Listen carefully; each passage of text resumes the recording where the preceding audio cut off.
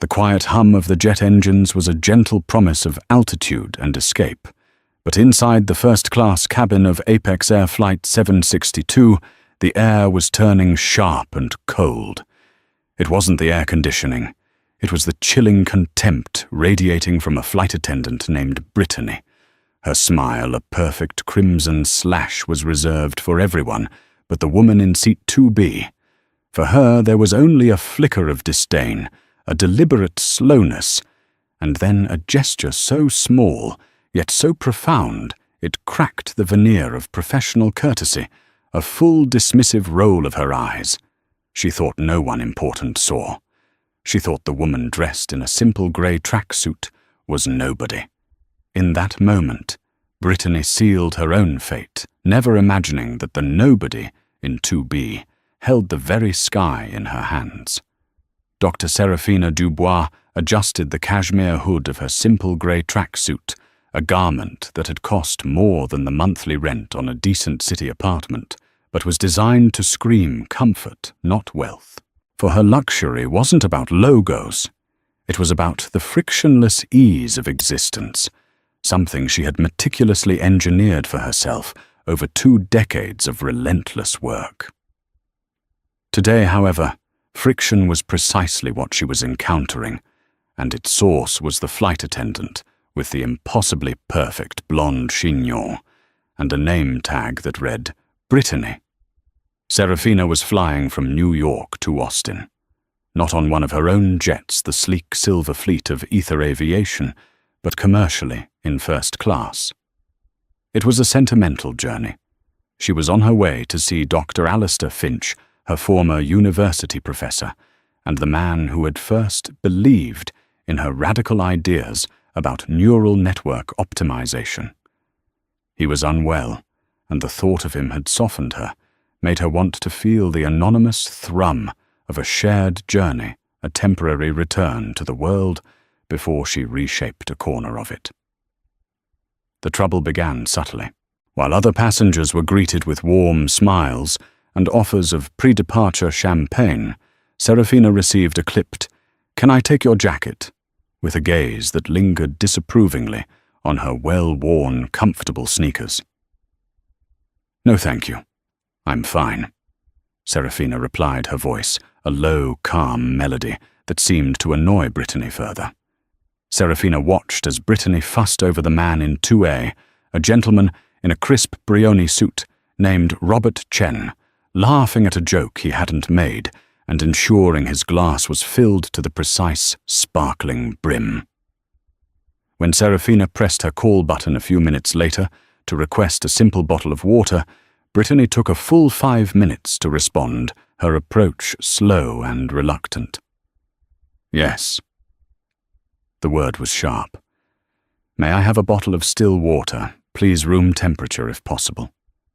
Brittany's painted-on smile tightened. "We're still boarding. I'll get it when we're in the air." She turned before Serafina could reply, leaving the request hanging in the air like a dismissed thought. 5 minutes later, she served a glass of iced water to a woman across the aisle who had just sat down. Serafina didn't press the button again. She simply observed. She had built her empire, a multi-billion-dollar tech firm, born from a single brilliant algorithm by observing patterns. She saw patterns in code, in market trends, and most clearly in human behavior. And the pattern emanating from Brittany was one of blatant layered prejudice. It was the clothes. It was the casual, unadorned way Serafina carried herself. And Serafina knew, with a weary certainty, that had shadowed her entire life. It was the color of her skin. To Brittany, a black woman in a tracksuit, even in a $10,000 first-class seat, was an anomaly, a glitch in the system that didn't compute. The man in 2A, Robert, leaned over slightly after Brittany had flounced away. "That was unnecessarily rude," he murmured, his eyes kind. "I can get her attention for you." Serafina offered him a small, genuine smile. "Thank you, Robert, but it's quite all right.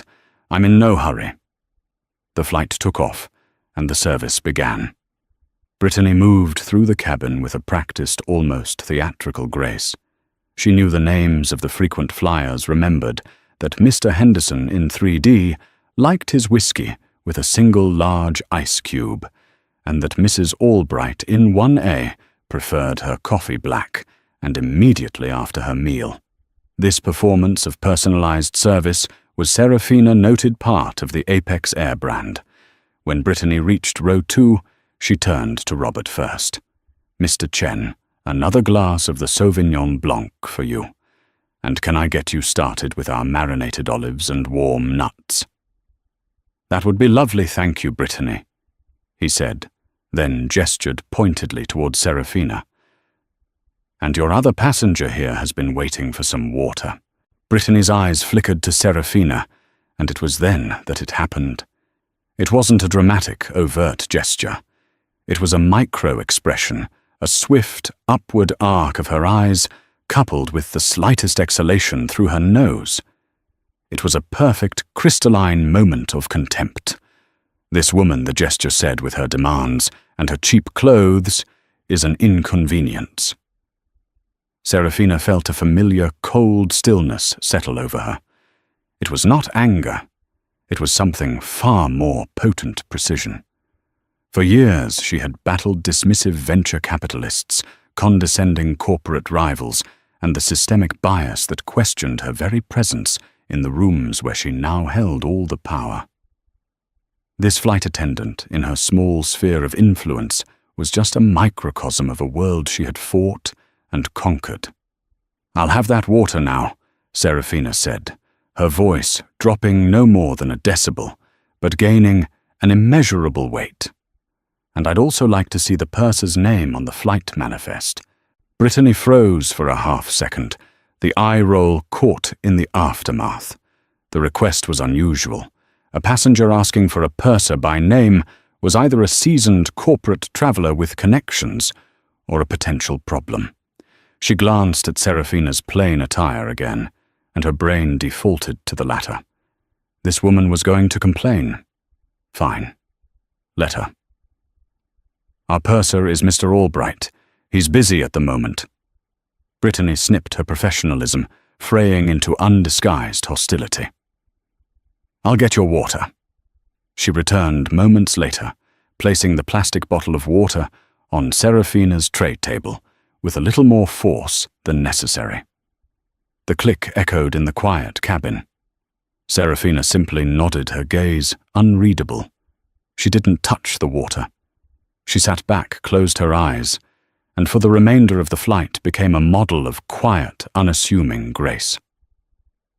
To Brittany, this was a victory. The difficult passenger had been put in her place. To Serafina, it was merely the calm before a storm she had no intention of starting, but every intention of finishing. The scent of pan-seared salmon and wild rice began to drift through the cabin.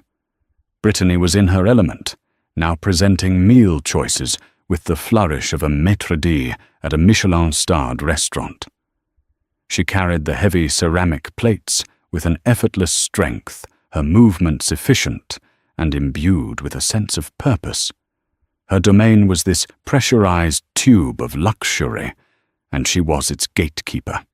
When she arrived at row 2, she once again addressed Robert first, presenting his meal with a deferential bow of her head.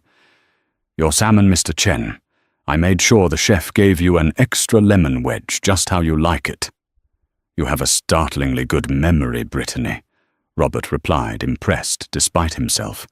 Brittany's smile was radiant. Then she turned to Serafina. The smile vanished, replaced by a mask of bored obligation. "Did you want the salmon or the beef?" she asked, not bothering to describe the dishes as she had for everyone else.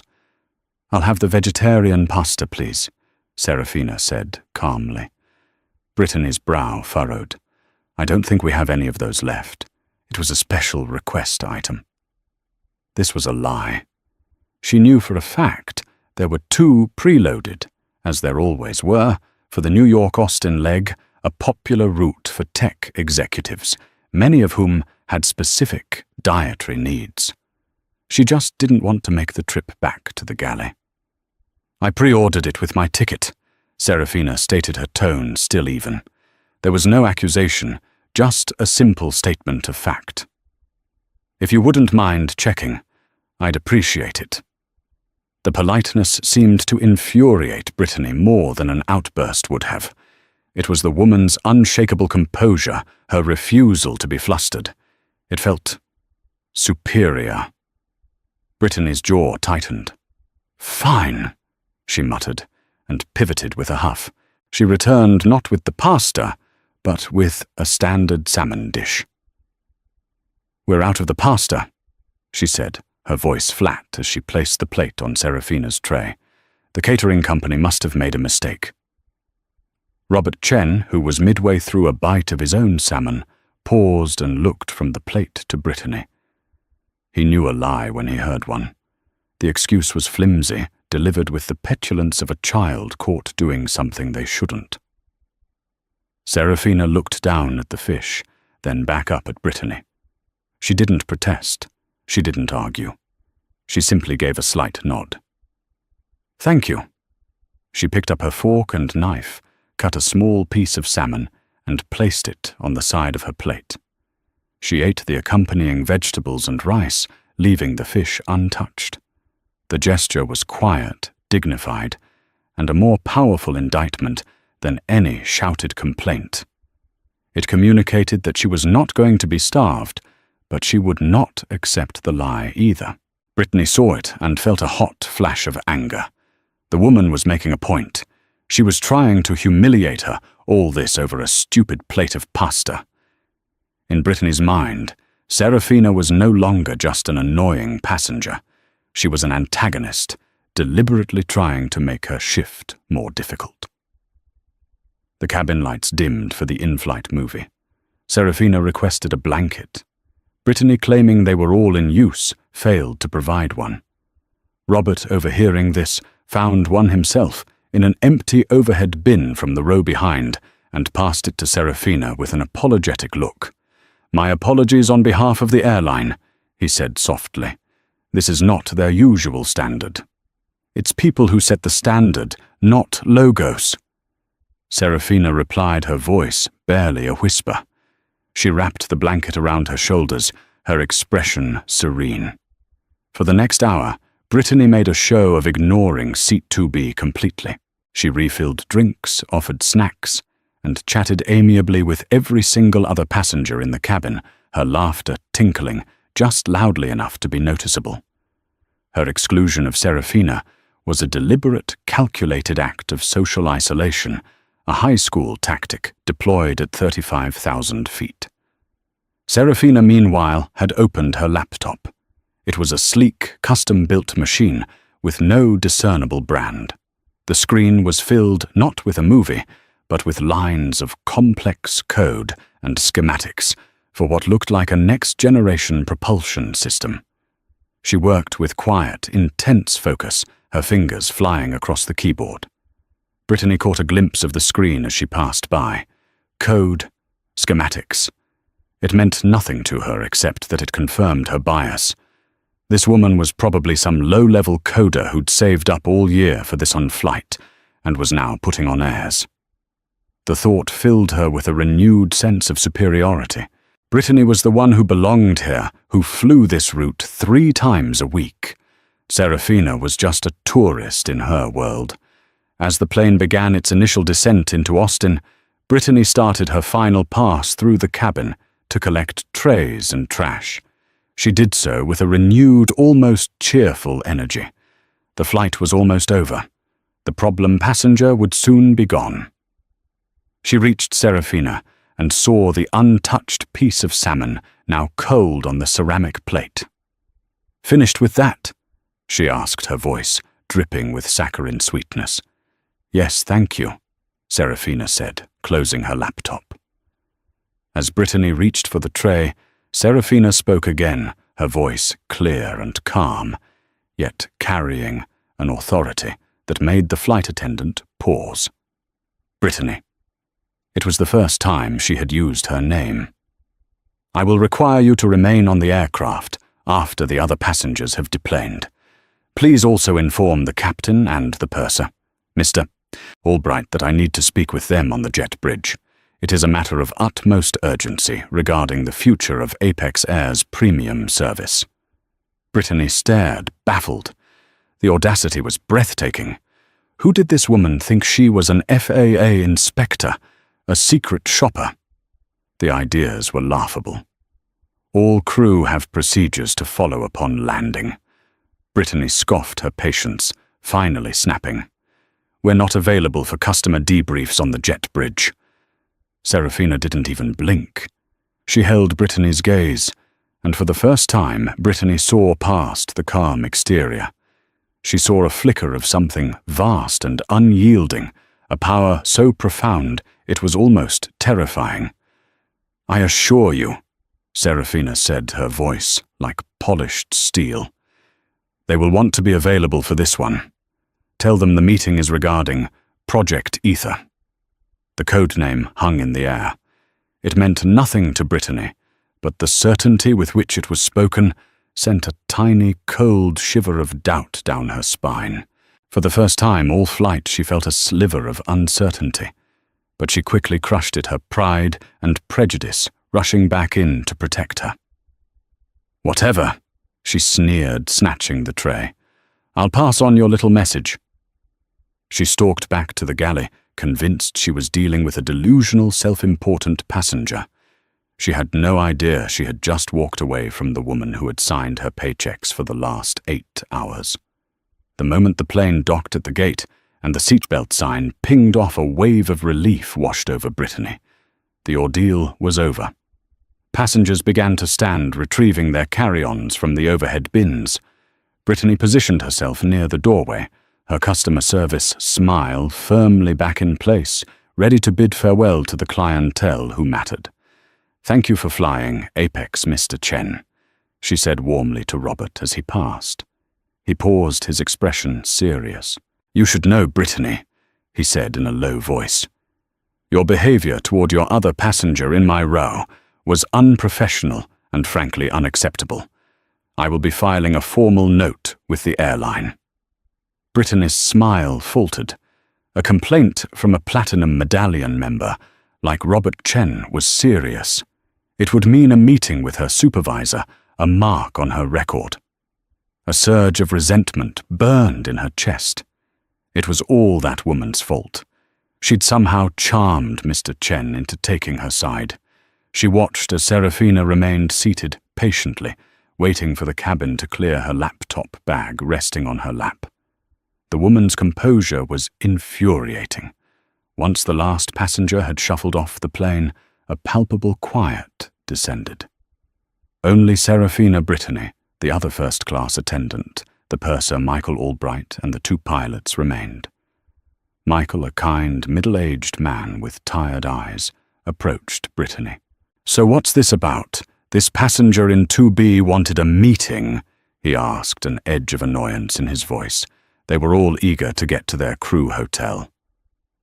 "Honestly, Michael, I have no idea," Brittany said, rolling her eyes for what she thought was the final time. "She's been difficult the whole flight, complaining about the food, acting entitled. Now she's demanding a meeting about Project Ether, whatever that is. Probably just wants to feel important." Before Michael could respond, Serafina stood up and walked calmly toward them at the front of the aircraft. She was no longer just a woman in a tracksuit. Her posture had shifted. There was an aura of command about her that hadn't been present before, or perhaps had simply been kept under wraps. She addressed the captain, first a man with silver hair named David Morrison. "Captain Morrison, thank you for a smooth flight." "You're welcome, ma'am," he said, his tone polite but weary. "My flight attendant said you had an urgent matter to discuss." "I do," Serafina replied. She turned her gaze to Michael Albright. "Mr. Albright, your flight attendant, Ms. Jenkins, informed me you were the purser on this flight." "That's correct," Michael said. "And Brittany Jenkins." Serafina continued, her eyes finally locking onto the flight attendant, who had scorned her for hours. Brittany felt a jolt as if she were under a microscope. "My name is Dr. Serafina Dubois." The name didn't register with Brittany, but she saw Captain Morrison's eyes widen slightly. Michael Albright's face went pale. They were both senior enough to have been briefed on the major corporate shifts happening at Apex Air. They knew the name. Serafina reached into her laptop bag and pulled out not a wallet or a phone, but a slim, elegant portfolio bound in dark blue leather. She didn't open it. She simply held it. As of 9 a.m. Eastern Standard Time this morning, Serafina announced, her voice resonating with quiet, absolute authority in the silent cabin. Project Ether ceased to be a project. It became a reality.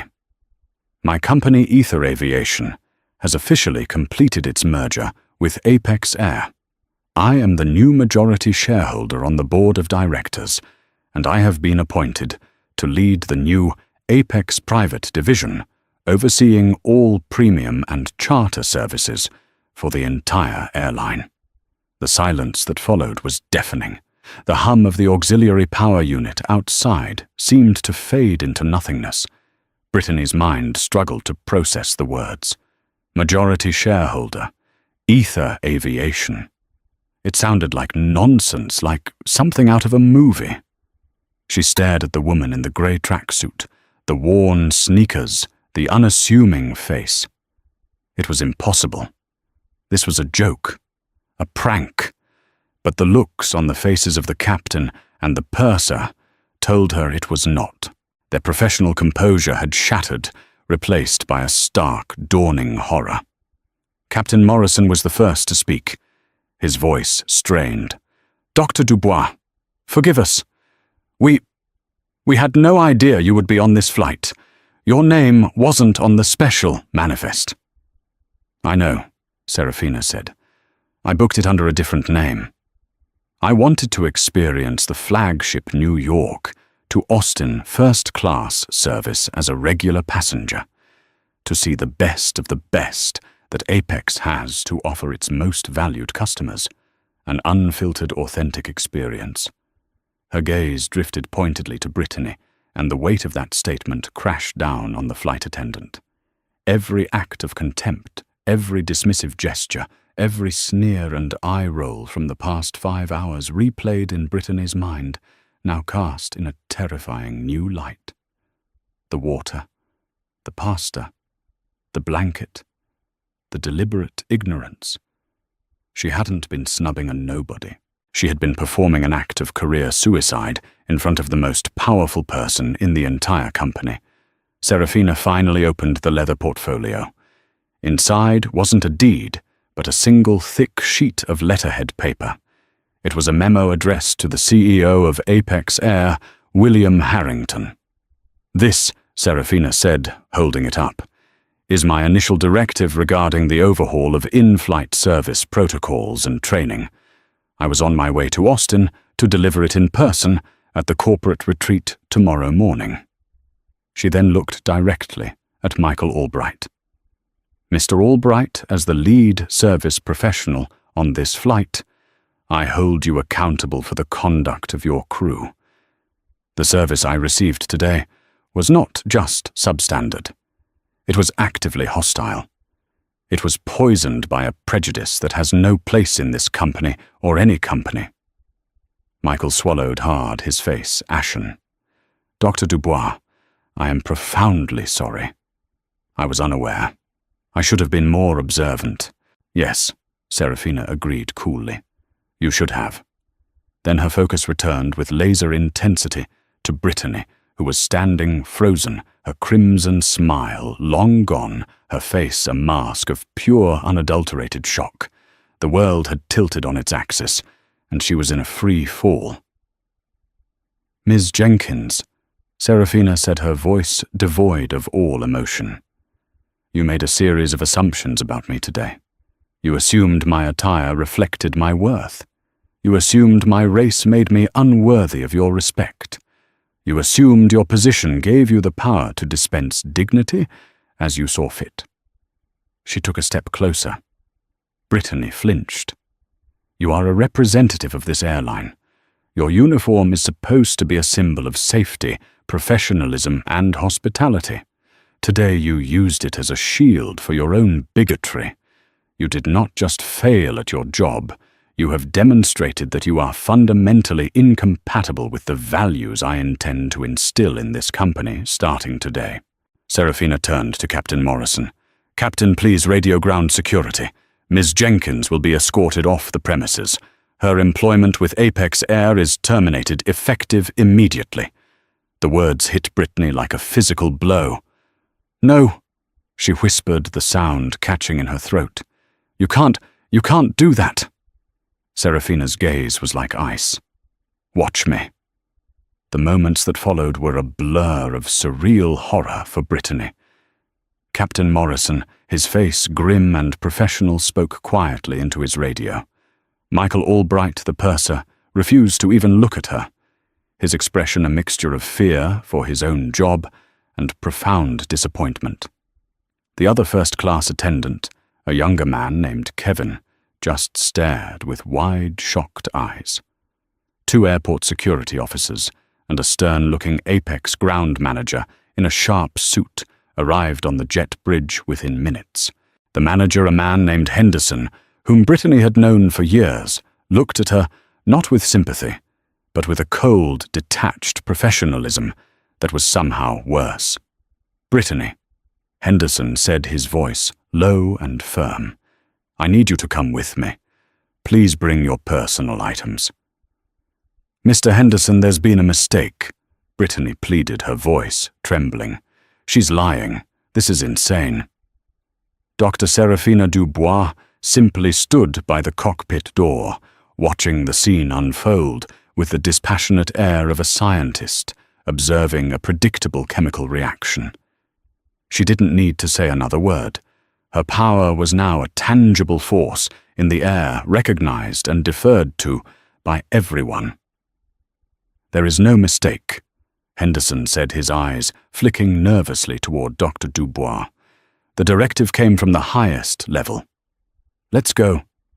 Humiliation washed over Brittany in a scalding wave. She was being treated like a criminal. She stumbled back into the galley to retrieve her purse, her hands shaking so violently she could barely grasp the handle. As she walked back through the empty first-class cabin, past the seat that had been the epicenter of her undoing, her world felt like it was dissolving around her. The familiar plush carpeting, the scent of leather and recycled air, it was all being ripped away. She was escorted down the jet bridge, past the cleaning crew, waiting to board their curious stares, feeling like physical blows. As she stepped into the terminal, the normal airport buzz of announcements and rolling suitcases sounded alien and distant. She was no longer a part of this world. She was an exile. In a small windowless office near the crew lounge, Henderson read her the official termination notice. "Violation of company conduct code, gross unprofessionalism, discriminatory behavior toward a passenger." The words were clinical brutal. She was asked to surrender her company ID and wings. The small silver pin felt impossibly heavy as she unclipped it from her uniform. It had been her symbol of pride, of escape, of a life lived above the clouds. Now it was just a piece of metal. "You can't do this." She repeated the words, sounding hollow, even to her own ears. "I've been here for 7 years. I have a perfect record." "Not anymore," Henderson said, his tone leaving no room for argument. "Your final paycheck will be mailed to you. You are no longer permitted on Apex Air property. Security will escort you out of the terminal." The finality was absolute. As she was walked through the public areas of the airport, a place she had always strode through with an air of belonging, she felt naked without her uniform. She was just another person in a crowd stripped of her identity. News travels at the speed of light in the tight-knit world of airline crews. By the time Brittany's taxi was crawling through the Austin traffic, her phone was exploding. text messages from colleagues, missed calls. "OMG Brit, is it true what happened on 762? Heard you got fired on the plane. What did you do? The new owner was on board and you pissed her off." The story was already morphing into legend. Each text felt like another nail in her coffin. She turned her phone off, sinking into the vinyl seat of the taxi, the city lights blurring through her tear-filled eyes. Her life had been a carefully constructed facade. Her moderately expensive apartment, her leased convertible, her weekends in Miami or Cancun, all of it was financed by a flight attendant's salary, but more importantly, it was enabled by the incredible flight benefits. Her entire social life and sense of self-worth were tied to her job.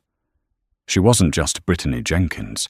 She was Brittany the globe-trotting flight attendant. Who was she now? When she got back to her apartment, the reality began to sink in with crushing weight. The key to her gilded cage now felt like the key to a prison. She couldn't afford this place without her job. She couldn't afford her car payments. She couldn't afford her life. In a fit of desperate, misdirected rage, she threw her purse against the wall. It wasn't her fault. It was that woman's fault. Dr. Serafina Dubois, who flies commercial in a cheap tracksuit when you own the airline. It was a trap. She had been set up intentionally provoked. This narrative was easier to swallow than the bitter pill of her own culpability. She was the victim here, a casualty of some power-hungry billionaire's cruel game. This ember of self-pity and blame began to glow a toxic warmth in the cold devastation of her life. She had not learned a lesson. She had found an enemy. Meanwhile, back at the airport, Dr. Serafina Dubois was met at the gate by the frantic vice president of North American operations for Apex Air, a man who had driven at breakneck speed from the corporate retreat an hour away. "Dr. Dubois, on behalf of the entire company, I am mortified. I am so sorry for what you endured." He stammered, his face beaded with sweat. Serafina's expression was unyielding. "Don't be sorry, Mr. Vance. Be better. This incident was not an anomaly. It was a symptom of a deep-seated cultural issue. An issue of complacency and prejudice that we are going to excise from this company root and stem." She held up the leather portfolio.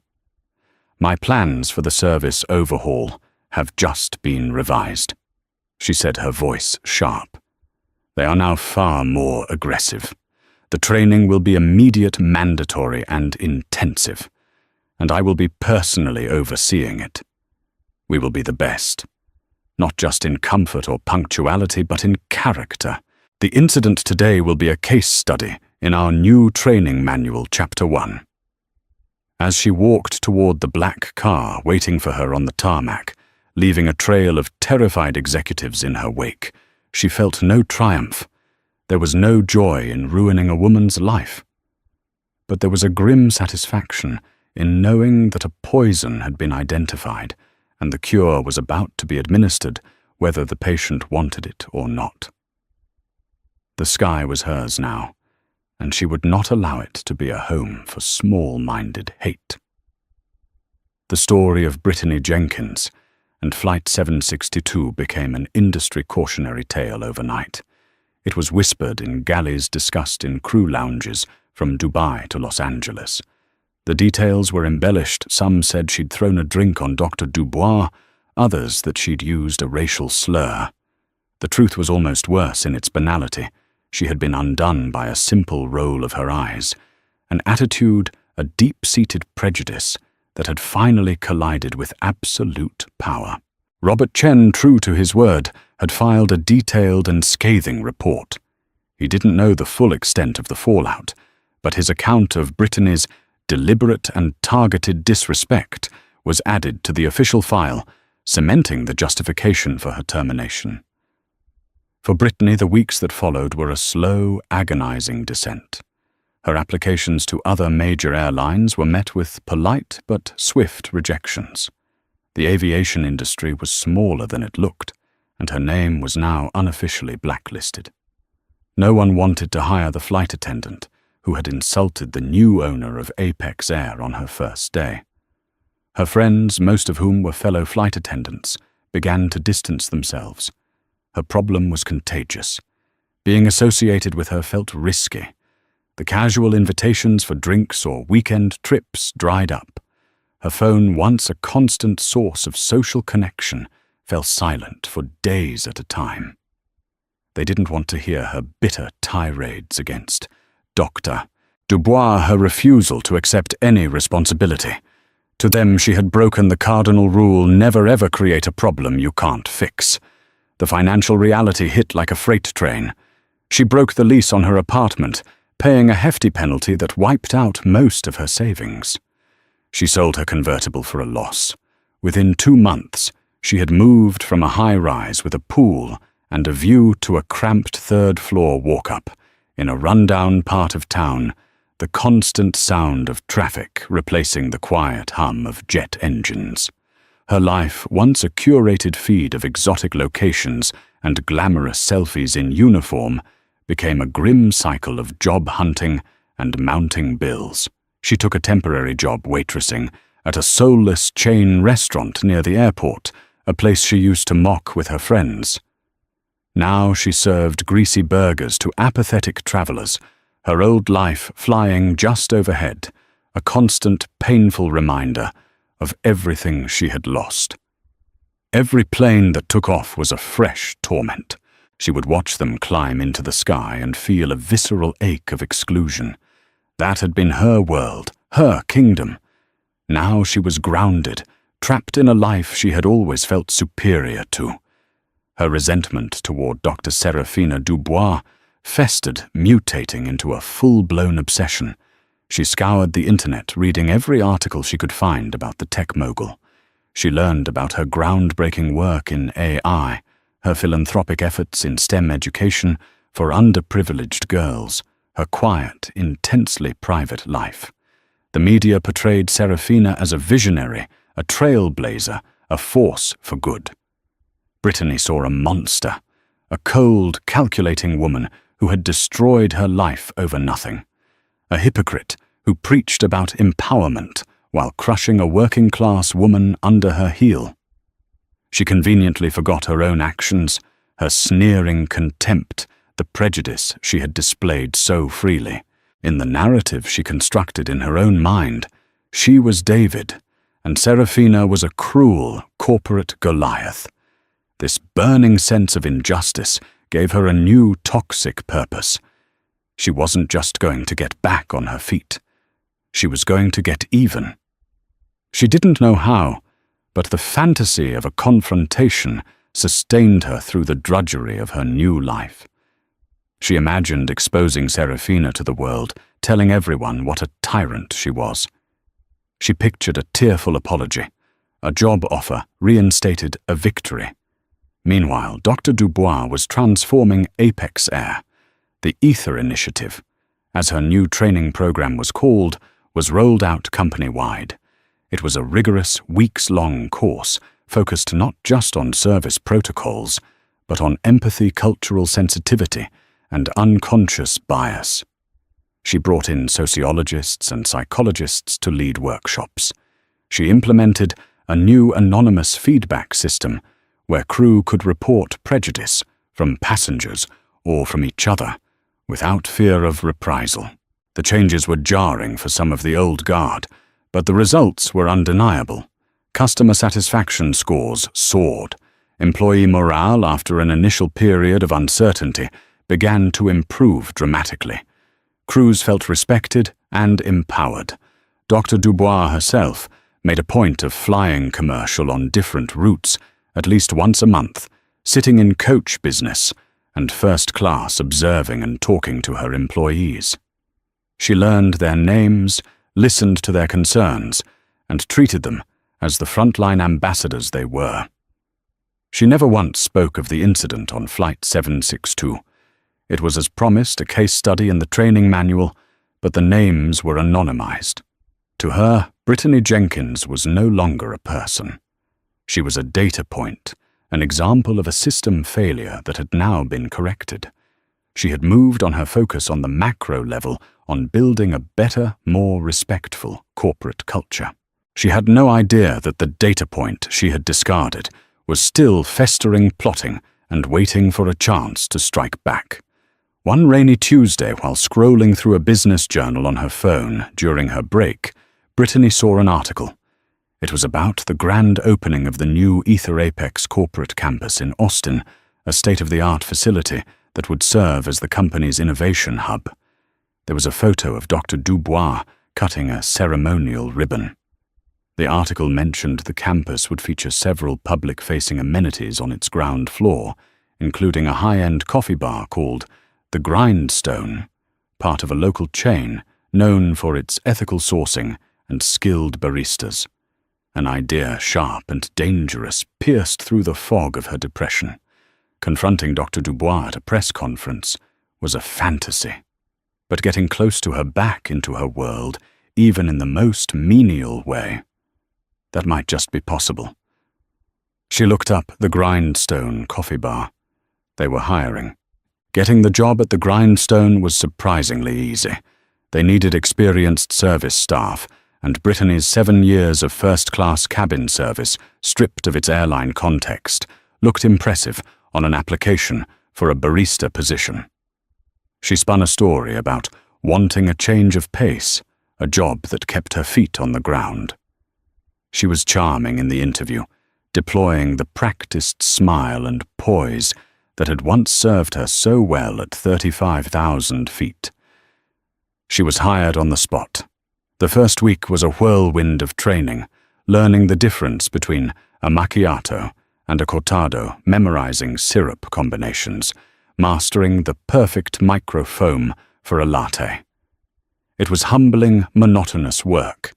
The pay was a fraction of what she used to make, and instead of designer perfume and fine wine, she now smelled of burnt coffee and cleaning solution. But she had a goal.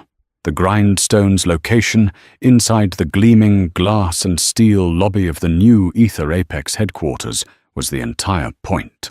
It was a Trojan horse.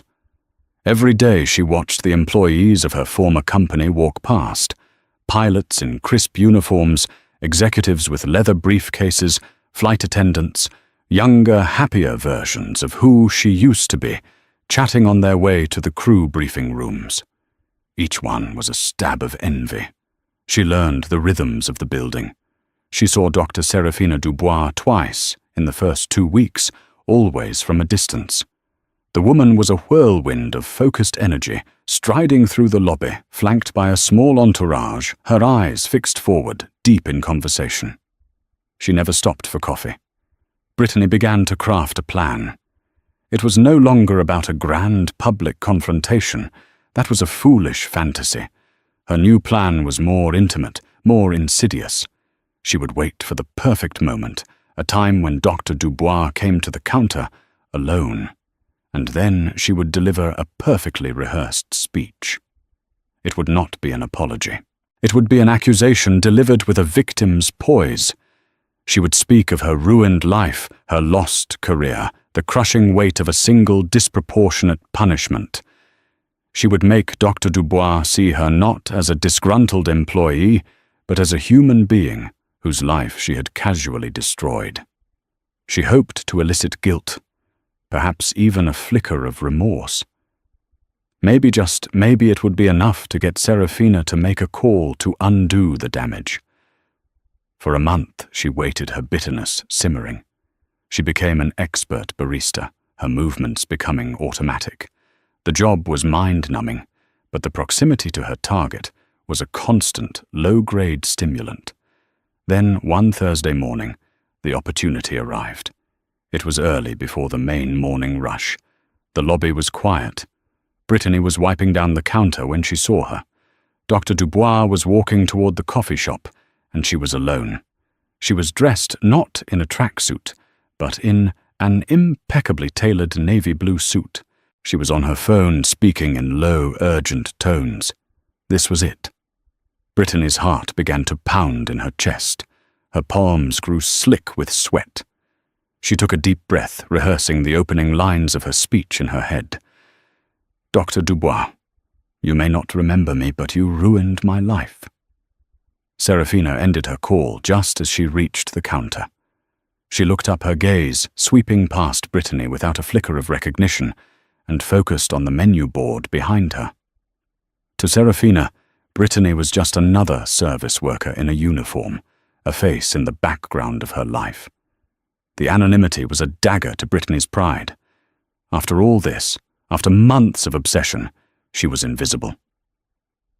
"Good morning," Serafina said, her voice the same calm, melodic tone Brittany remembered with a sickening jolt.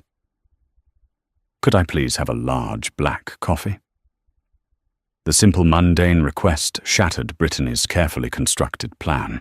All the eloquent, accusatory words vanished from her mind, replaced by a raw, overwhelming wave of pure hatred. This woman who held the power of a god over her life was ordering a coffee as if nothing had ever happened, as if Brittany were nothing. The poison inside her finally overflowed. "A black coffee!" Brittany repeated, her voice shaking with a rage she could no longer contain. "Is that all you're not going to demand? Some special, vegetarian, pre-ordered coffee that doesn't exist? You're not going to ruin my life over it if I get it wrong?" Serafina's eyes, which had been distant, snapped into sharp focus. For the first time, she truly looked at the barista in front of her. A flicker of recognition crossed her face, not of a name or a person, but of an event. Flight 762. The eye roll, the cold hostility. It all came back in an instant. "Ms. Jenkins," Serafina said, her voice dropping, all warmth gone. The use of her name, the confirmation that she was remembered, was the validation Brittany craved. It broke the dam. "Yes, it's me," she spat, leaning forward over the counter. "The flight attendant you destroyed, the one you blacklisted from every airline in the country. Are you happy? Does this make you feel powerful? Seeing me like this, wiping down your counters, serving you coffee, it was you. You set me up coming onto that plane, looking like a homeless person. It was a test, and you failed me on purpose." A few people in the lobby had turned to stare. Serafina remained perfectly still, her expression unreadable. She let Brittany's tirade echo in the cavernous space. "You think this is about you?" Serafina finally asked, her voice dangerously quiet. "You think I have spent a single moment thinking about you since that day you were a problem, Ms. Jenkins? A variable in a system that needed to be removed. I removed it. And the system is now healthier. That is all. The clinical detached assessment was more devastating than any shouting match could have been. Brittany wasn't a rival. She was a bug that had been patched out of the code. My life is in ruins because of you." Brittany shrieked, tears of rage and self-pity streaming down her face. "No," Serafina corrected her, her voice cutting through the air like a scalpel. "Your life is in ruins because of your own choices. You chose to judge a passenger based on her appearance. You chose to treat a person with contempt because of the color of her skin. You chose to abuse the small amount of power you had. The consequences are your own. You built your own cage, Ms. Jenkins. I just locked the door." With that, Serafina turned to the other barista, a young man who was staring in stunned silence. "I'll get that coffee elsewhere," she said calmly. Then she turned and walked away, not looking back. She didn't need to. The scene was over. Brittany stood trembling and exposed in the harsh fluorescent light of the lobby. Her grand confrontation had been a disaster. She hadn't elicited guilt or remorse. She had only revealed the depths of her own bitterness and cemented her own failure. Her manager rushed out from the back office, his face pale with fury. "Jenkins, my office. Now." She knew with a soul-crushing certainty that she was about to be fired. Again. The karma that had struck her at 35,000 feet had followed her down to the ground, a relentless force she had not only failed to escape, but had actively invited back in for a second, more brutal hit. The second firing was quicker and far less formal than the first. There was no corporate office, no official notice. Just a furious, red-faced manager in a cramped stockroom office gesturing wildly at the security camera footage on his monitor. "Are you insane?" he yelled, pointing a trembling finger at the screen. "That is Dr. Serafina Dubois. That is the woman who owns the company, that owns this building. You think you can scream at a tenant at that tenant and keep your job?" Brittany was silent. There was nothing left to say. The venom had been spent, leaving only a hollow, aching void. She had played her last card and lost spectacularly. She was handed her final meager paycheck in a crumpled envelope and told to be off the premises in 5 minutes. As she walked out of the Ether Apex building for the last time, stripped of yet another uniform, another identity, she felt a profound and terrifying sense of finality. She hadn't just been fired. She had been erased. Twice. The months that followed were a descent into a grey, featureless existence. The anger that had sustained her was gone, replaced by a crushing apathy. She stopped looking for service jobs.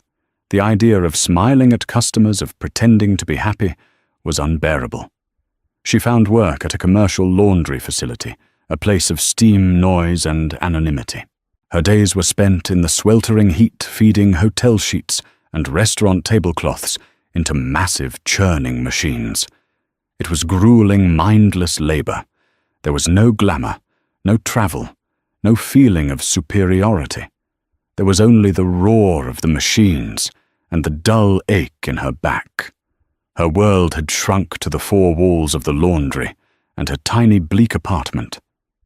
One evening, sorting through a bin of linens from a high-end downtown hotel, she found a copy of a financial magazine left behind in a pillowcase.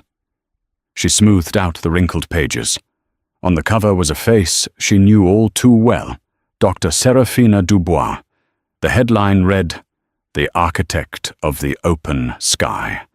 How Serafina Dubois is revolutionizing the airline industry with radical empathy."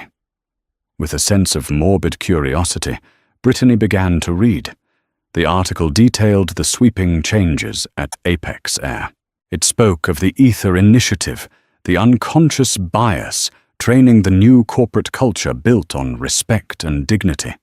It quoted pilots and flight attendants who praised the new direction.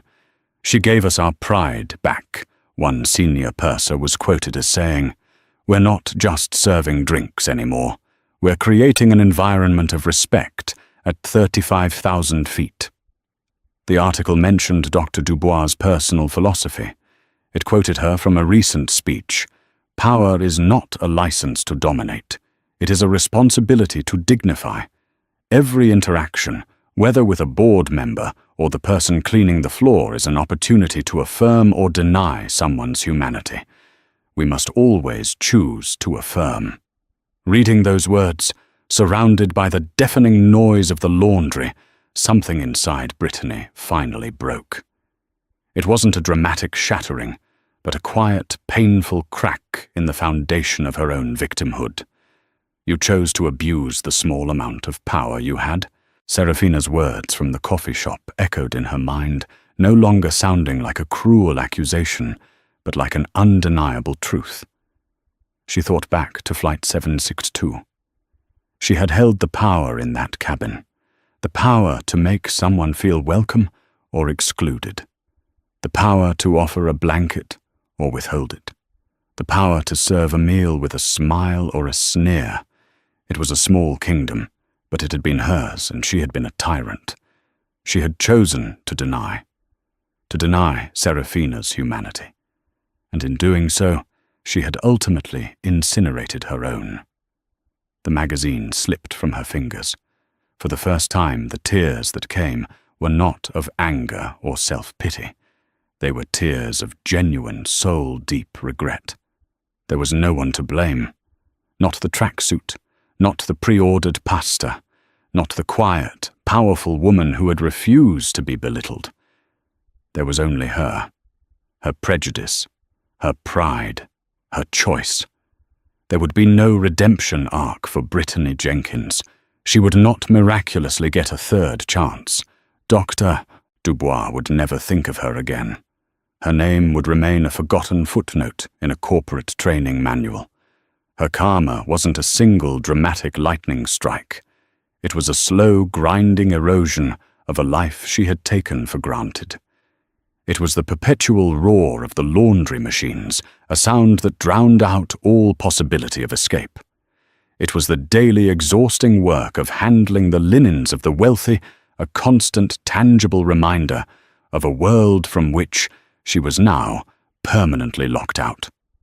Her punishment wasn't the loss of her job or her apartment. It was the devastating final understanding in the steam and the noise that she had been the architect of her own downfall. She had rolled her eyes at a queen, not knowing her station.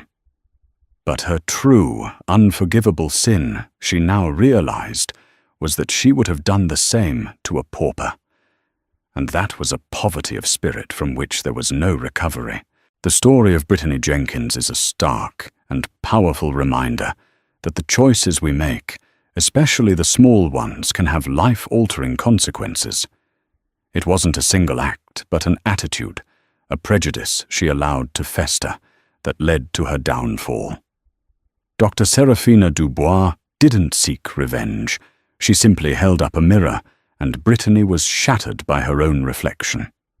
This story shows that true power isn't about wealth or status, but about character.